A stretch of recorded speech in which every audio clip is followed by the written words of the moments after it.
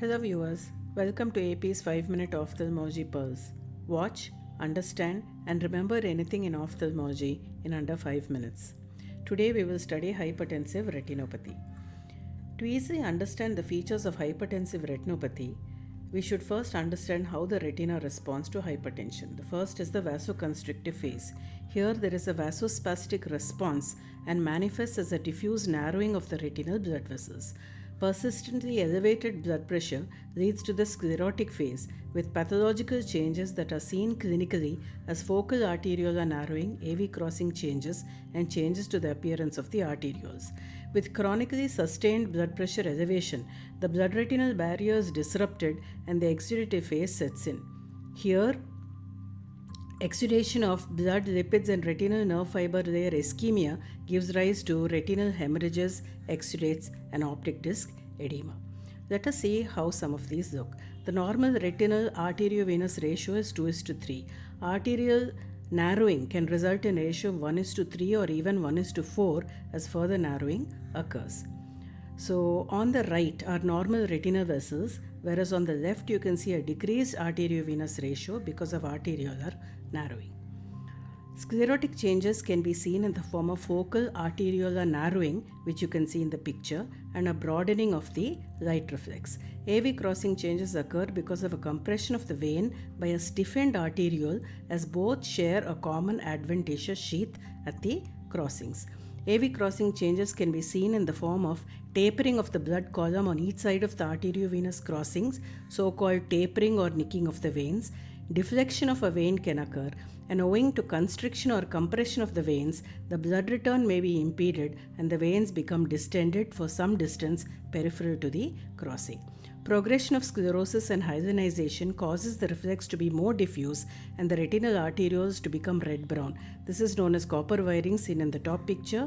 Advanced sclerosis leads to what is known as silver wiring, seen in the bottom picture. In the exudative phase, you can see microaneurysms, retinal hemorrhages, cotton wool spots, and hard exudates. Severe hypertension results in a hypertensive optic neuropathy manifesting as optic disc edema. Hypertensive choroidopathy typically occurs in young patients who experience an episode of acute hypertension. Ischemic choroidopathy gives rise to Elschnig spots, which are pale yellowish lesions that develop a central pigment spot. In the initial phases, Sjgren's streaks may be hypopigmented, but with time they become pigmented streaks along the choroidal arteries. Severe cases develop exudative retinal detachments, and you can see multiple detachments in the picture surrounded by arrows. These are especially common in toxemia of pregnancy. Now coming to the classification. She classified hypertensive changes and arteriosclerotic changes separately. According to she, any degree of hypertensive change can be present with almost any degree of arteriolar sclerosis, depending upon the severity and degree of hypertension.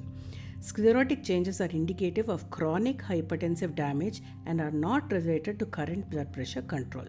An understanding of these changes in hypertension and arteriosclerosis helps to understand the retinal findings of hypertension in various situations. So first let us see the hypertensive changes. Grade 1 arteriolar narrowing, grade 2 more narrowing and localized irregularities, grade 3 all these plus retinal hemorrhages or exudates are both, and grade 4 all the features of grade 3 plus papilledema.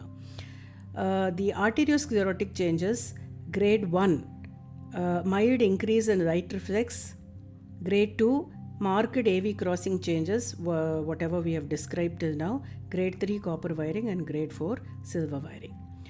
Now, in simple hypertension without sclerosis, this is seen mainly in young persons, and the signs are limited to these because young arteries, they have not yet developed sclerosis.